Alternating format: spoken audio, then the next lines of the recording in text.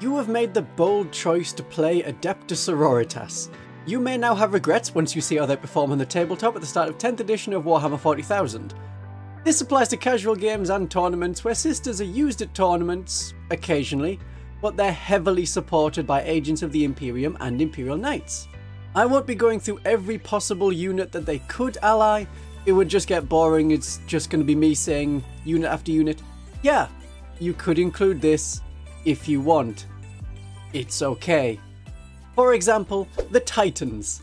They are available to us as sister players, but they only have a couple of guns. They're not point sufficient, especially against MSU enemies, but if you want a Warhound, I suggest a Vulcan Mega Bolter and a Turbo Laser Destroyer to kill a vehicle and infantry unit every turn, but it hates enemies with invulnerable saves. If you do want to do a Titan fight and convert, download, and 3D print a Titan, have fun with your Titan painted up to match your army, maybe with some Penitent Engine Heretics on the front as power for the reactor, but Titan on Titan is more fun. And I will have to play Titan combat games on stream at some point. So instead of going through every unit, I will be suggesting some rather choice pieces as a side to go with your Sisters of Battle as your main army. These will either be lore thematic, which is my personal preference, or they are designed to be very good at bringing up the Sisters' drawbacks and make even casual games more fun by improving the likelihood of winning. No one wants to be losing all the time. That is masochism, not martyrdom. Let's move on to Assassins. Assigned Agents lets you bring agents of the Imperium in your Battle Sisters army because it's an Imperial army. We're not talking about the Gene Stealer cult and being able to bring them. No. Imperial army that's actually an Imperial army, not memes and shenanigans. You can have a retinue unit, which is basically an infantry unit, for every 1,000 points in the army, and one character unit the same. So you're playing a 1,000-point game, you can have one retinue unit, one character unit. There are 4 assassins available. One is the Eversor Assassin, but we have combat units that kill infantry already at home. Arco-Flagellants and Repentia. And 5 Repentia cost the same as the Eversor Assassin, so let's just stick with 5 Repentia. The theme, we have the Caluxus Assassin, who is very anti-psyker, so it matches with us being witch hunters. But if you're not facing an enemy that is just all psychers, Repentia do the similar thing for combat. If you really want to keep your army all female, the Calidus Assassin is fun for that and also rather effective on the tabletop. Polymorphine will let her jump around to wherever she needs to be after your enemy's turn. She'll turn up somewhere and be ready to charge in your turn. And the Reign of Confusion has gotten a lot better for this edition. It means that one command point ability used by your opponent is increased by 1. Now that we only have 6 stratagems available per detachment, generally, and also the main ones in the core rulebook, there's going to be some stratagems that your opponent is going to keep using again and again. So increasing the stratagem cost by 1 basically shuts down that stratagem for the whole game. And the Calidus Assassin is a pretty good assassin. She's going to stab a character. But undeniably the best assassin for the Battle Sisters is the Vindicare Assassin. We have no snipers ourselves, and we need to be removing the force multipliers of the enemy armies. Because of Lone Operative, he's very hard to shoot unless you get really close. Unless you have some infiltrating or scouting units to charge and kill him off very early on, he's going to be a pain. You're going to want to use your shield breaker round as soon as possible. As soon as there's any viable target that you want. Get rid of the captains, the Nexus, those kind of units that give free command points, and any enemy characters that give a unit something like sustained hits, because the Battle Sisters have a very low toughness. Lots of bullets will take us down regardless of having a 3+ armor save and 6+ invulnerable save. So those are your targets. And now comes the part of the video where we laugh at the rules going ho ho ho. If there is an enemy unit, and it has a character in it, and that unit also has, say, a heavy weapon soldier that you don't particularly like, you can target that heavy weapon soldier with your precision rifle. Now this doesn't work on just any unit. It has to be a unit with a character in it. So you can't point this at 5 Retributors and take out the Sister Superior. But if it was a Retributor unit with a Dialogus, then you could target any model in that unit. The reason why is because of shared keywords. And it's this annoying rules interaction. Characters and their attached unit share all of the same keywords. Shared keywords cause problem for AdMech, they're Castellans. Gain infantry, which makes them a lot easier to kill when you've got anti-infantry as a keyword. And it also means that every model in that unit also has the character keyword. If you want to find something in the rules that says no, you can't do this, please give me a page number in the comments, I would appreciate it. I haven't found anything to say not every model in the unit would get the character keyword. It's a keyword, we share all keywords. I despise it. And I would hate for any of you to start doing this in games. I'm pretty sure this was not a rules intention. And it may well come up at tournaments where misery and pointing at rules and ignoring rules as intended and going purely rules as written is how it works. But casual games, I wouldn't want to do this. I would much prefer if precision worked where, after rolling a hit roll, because some weapons such as the Tyranids detachment means that if you roll a 6 to hit, then it becomes precision. At that point, you choose the target.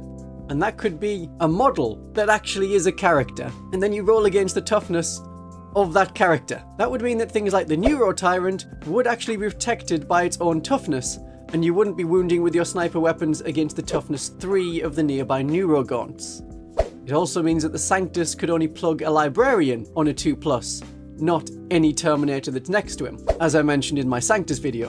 And it would stop this madness of sniper weapons being able to hit any model in the unit as long as that unit was joined by a character. As I don't think you'll want to do it that way in a friendly game when you actually know and like your opponent. Either way, the Vindicare is a very good choice for the Battle Sisters. And we know ourselves that if you remove the characters, our army becomes a lot less effective. But Battle Sisters, for one command point, can get back up. Other armies don't have that luxury. Oh, and Celestine always has that luxury.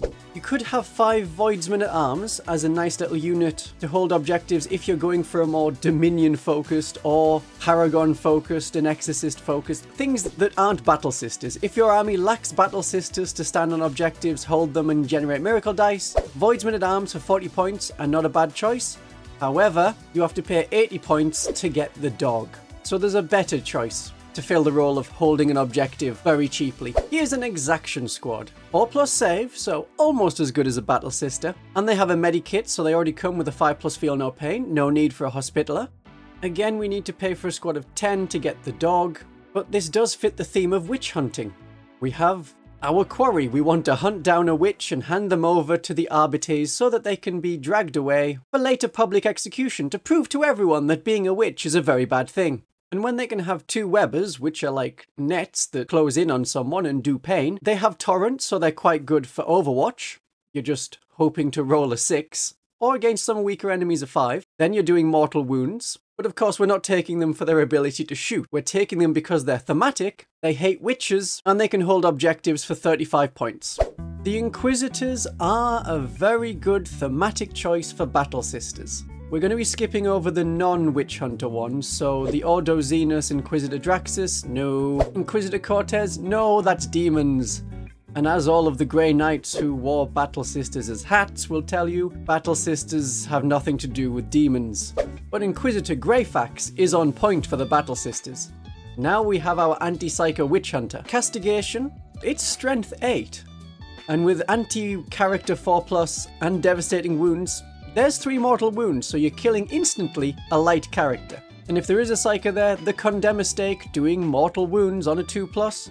Her no escape ability is very useful to stopping enemies from escaping from close combat. However, the only unit you can attach her to is Battle Sisters, because they are the only battle line unit that the Adepta Sororitas decided to have. So very good at taking out characters, but specializes in anti-psychers, as we also have the Psyoculum. So the Battle Sister squad that she's leading has anti-psycho 4+ weapons. So if you know that your enemy is Grey Knights, again, wearing us as hats, Thousand Suns, or Tyranids, as they have quite a few psychic monsters kicking around, Inquisitor Greyfax is a nice choice. But if you want an Inquisitor that can go by themselves, Inquisitor Karamazov still has the I'm not a Dreadnought, it's totally a Throne of Judgment. And here we have a mastercrafted multi-melter that actually does the job that you need a multi-melter to do. It is just 18 inches. but strength 10 will put a dent in a lot more vehicles than our strength 9 melters already will. And having melter 3 rather than melter 2, it's 1 extra damage that I'm not complaining about. He's very similar in points to the Triumph of St. Catherine. The Throne of Judgment gives you an aura to improve battle shock and leadership, and you can reduce the enemy's leadership and force 1 unit to take a battle shock test, but if you are playing the Battle Sisters, I would just go for the Triumph of St. Catherine. It does a lot more for our units. It has a better aura for miracle dice and keeping the units going. I talked about the Triumph of St. Catherine in this video, but if you want a second thematic big dude walking around scaring the enemies, Inquisitor Karamazov is not a bad choice. The Inquisitor is thematic to join the Battle Sister units, and the Inquisitor also harks back to the Witch Hunter Codex, a really cool book with adversaries to give your opponent extra choices of units, including a Psyker with 5 wounds in addition where even a Space Marine Librarian only had 2 wounds. The best thing about this book... A regular Inquisitor though is probably the best of the lot to pair with the Battle Sisters. The power of the Rosette means that every time you use a command point on them, on a 3+, you get a command point back. So a Battle Sister squad throwing grenades every shooting phase, probably gonna get the command point back. Enemy shoots at you, you shoot back. Again, you're probably gonna get the command point back for doing that. It really just says, this Battle Sister squad is gonna keep using command points and stratagems. Multi-melter didn't do enough damage? Reroll the damage roll, and on a 3+, doesn't matter, we got the command point back. You can make the Inquisitor either a Psyker or hate Psykers. The Psychic Shockwave is not a bad thing, and of course we know that the Inquisitors have their own rules, so they're not quite bound by the Battle Sisters we don't like Psykers kind of rule. Not an in-game rule, just a lore rule. Even the Black Templars would have an Inquisitor who is a Psyker in their army, because they're only prevented from having Adeptus Astartes Psykers. Being a Psyker, the Force Weapon does more damage. The Psychic Shockwave can cause some mortal wounds with its devastating wounds if you roll a 6 to wound. The problems are, you're now adding the Psyker keyword to the unit. So anything that's anti-Psyker is going to strip through the already really weak Battle Sisters. Something like the Sanctus firing at the unit, even if we ignore any of the character shenanigan rules, you could just shoot at the unit, and they do have the Psychic keyword. That is the example that Games Workshop gives in their rules commentary. So you would do 3 mortal wounds and with 1 shot, kill 3 Battle Sisters. So better just to go the non-Psychic route and have Blessed Wardings. That gives you a 5-up feel no pain for the unit against any mortal wounds. So it's not just anti-Psychic stuff, it's anything. Tank explodes, Blessed Wardings. Sky falls and meteors hit us, Blessed Wardings. The ground becomes lava, I think we have Blessed Wardings. And a regular Inquisitor is the cheapest of all the Inquisitors. And if you don't want to bring a character of your own, and for Battle Sisters who really should be investing in the characters, Celestine with the Zephyrum, Mo and Val with Paragon Warsuits, Dialogus with Retributors, Hospitalers with Battle Sister squads. I've talked about it all before, and we do want the characters in the units. The Inquisitorial Henchmen are a nice looking unit, but we want our Inquisitors with our Battle Sisters rather than going off into their own squad. The box set they were sold in was very hard to get before it became sold out, and they can have demon hosts, and we don't like demons. We've never seen demons. Demons are bad. No Inquisitorial Henchmen. What if I said that in your casual games, you can have a deep striking penitent engine? The Amble could very much be a penitent engine with its feel no pain of 5+, but it can deep strike. It has a much better toughness, wounds, and armor save than the Penitent engines, and its frenzy means that it's one of the few units in the game that can fight twice, whereas we know there's a lot of units that can shoot multiple times, like the Kelemorph. There's not a lot that can fight multiple times. 25 points an upgrade? Could be. Warhammer Legends though, casual games only. What about an Imperial Agent unit to replace something the Battle Sisters have lost? Are you missing Celestians? 'Cause I'm really missing Celestians. And something kind of similar to Celestians are the Damned Legionaries. You can have them in units of 5. That is important. And can also have flamers, melter guns, heavy flamers, power weapons, plasma pistols, chainswords, a lot of Battle Sister stuff, just with a profile that's more general and not the increased strength that we get as Battle Sisters on our flamers. But 5 deep striking, very muscular Celestians can be quite fun and thematic, and it's very nice for dropping into the enemy backfield, burning away the foe. And if that foe was on their home objective, you can use the Grim Spectre's ability to make them take a battle shock test. Even if you fail to charge them, they're not holding that objective anymore. But this is a Legends unit, so it's not for tournament play, just for casual play. The unit costs 90 points, so for an extra 20 points, you can have the what's recommended by Games Workshop as a replacement for Celestians. It's not a replacement for Celestians. 10 Battle Sisters. 110 points for them, or 90 points for Damned Legionaries. It is an option. Again, a Legends unit, but now we've moved on to fortifications. We're ignoring our own legendary fortification. Look at the Primaris Redoubt. One of the things the Battle Sisters really lack at the moment is anti-tank firepower. It costs 50 points more than an Exorcist and can't move, and it has 4 heavy bolters for anti-infantry firepower, but its main thing is the Primaris Redoubt Turbo Laser Destructor. D3 plus 1 shots at strength 16, so you're probably going to get 2 hits through and wounding with probably both, but averaging 1 getting through. To do D6 plus 3 damage is nice for killing tanks. We can also have the Primaris Icarus Quad Las Cannon. 2 shots, strength 12, re-rolling failed wounds, is even more shots getting through to kill tanks. The drawbacks compared to the Exorcist are you can't use Miracle Dice, and you can't move anywhere. But you could give a squad of Battle Sisters the benefit of cover. It's not as amazing when we have a 3+ save, but if there's anything that's even the slightest amount of armor penetration, we'll be able to keep a decent armor save, which is the only protection that Battle Sisters really have. One unit I wish we could take is the Sabre weapons platform, or you can call it a saber weapon platform if you so choose. It is just Astra Militarum, so outside of, say, a Crusade, where you can take any Imperium unit, I think, why not? It's fun. It's Crusade, go for it. The reason I like the Saber weapons battery, it's equipped with a twin heavy bolter, just the one, but if it had 2, then that would be 4 heavy bolters, and I just imagine them being on some kind of wheel, and they rotate as they fire, and then we could call it St. Catherine's Wheel. Okay, we're moving on. Knights. Imperial Knights. If we want to talk of honour and duty and dying for the cause, well, that last one's optional for these knights. But you can still include them and fit your army theme of having all women if you so choose, because the knights, not bound by gender. And it's with the knights that we're going to be finding a lot of our necessary anti-tank firepower. Because otherwise, for the Battle Sisters, some multi-melters are just not doing it anymore. We used to be wounding on a 3+ in previous editions, now it's mostly on a 5+. And we lack access to las cannons. Because of the freeblades ability, we can have 1 Imperial Knight or up to 3 armigers. We just won't get any of the detachment abilities that make the knights even tougher, things like Indomitable Heroes that grants them a feel no pain. This is always the drawback of having a bit of soup, a bit of a mix of different factions. But for the Battle Sisters, very necessary right now. So you won't get access to any of their stratagems or enhancements. Because we're not using the Noble Lance detachment, we will be using the Hallowed Martyrs detachment until the Battle Sisters Codex comes out in some years. Then we'll get access to detachments that better reflect other orders, not just our Martyred Lady. You can think of the Armiger Helverin as just having a long-range melter gun.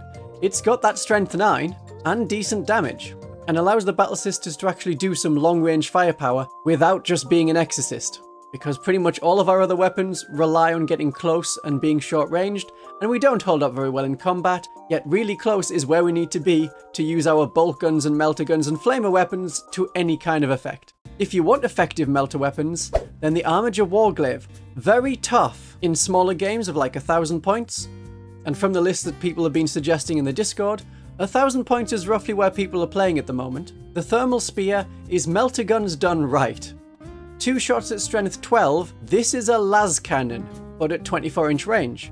So this is a mining laser, but it's melter 4. Switch to Genestealer Cult for a second then, and that's not what we're about today. They also have really good melee, and you can just imagine this guy paired with some Repentia, going in and also cleaving about. And with their Impetuous Glory, they get sustained hits 1, so you're probably going to be wanting to do the sweep unless you are just punching a tank with a chainsword.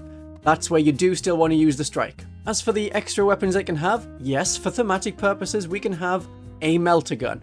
But I really quite like the heavy stubber. I'm a fan of the heavy stubber, what can I say? 6 shots at 18 inches at strength 4 -1. We're already outperforming quite a lot of the bolt guns that the Battle Sisters have, especially with the Dominion's bolt guns being knocked down to rapid fire 1. The Warglaives were not affected by the points increase that came a couple of weeks ago, so 140 points roughly the cost of 2 Penitent engines, now we have some decent anti-tank models that can't just be taken down by small arms firepower.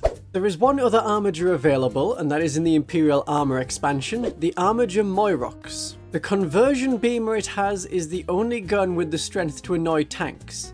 Now you could use the Graviton Pulsar for its anti-vehicle 2+, but that ranged gun is only -1 AP and it won't work against the monsters of the Tyranids, an army which has become a lot more popular recently due to the Leviathan release. The conversion beamers get 1 shot, but an extra D3 shots if you are between 12 inches and 24 inches from the enemy, but that's a lot of specifics. It is not a bad vehicle, however it is the same points as the Exorcist with a similar profile. Exorcists can use miracle dice and can fire indirectly. It is close, but Exorcists are better. Unlike the armatures, the other knights available got a points increase because of the towering keyword.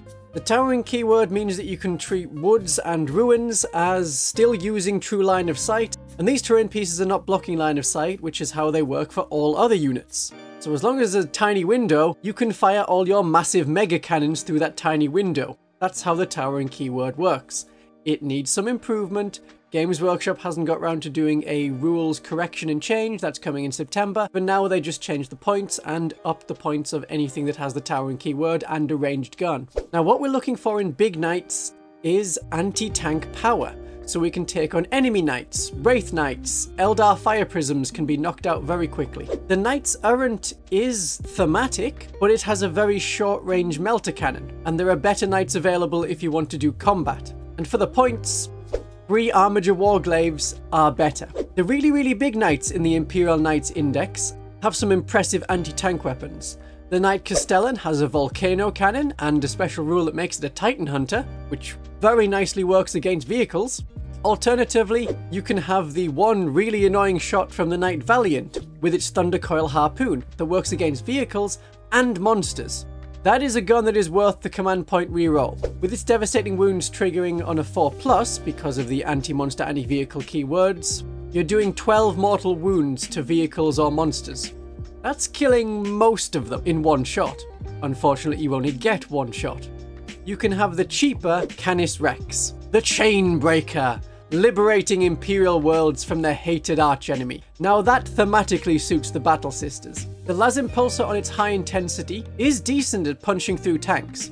Strength 14, -3/4 damage, not to be sniffed at. And he is a legendary freeblade. That special rule means that he gets to use a stratagem at the cost of 0 command points. So that can include rerolls to hit or rerolls on his save. Not that he necessarily needs the save, because even when his knight is blown up, you get little Sir Hector wandering around and he can capture objectives and sit there and hold them. And since he has the core ability Lone Operative, he's not going to get shot by whatever just blew away his knight.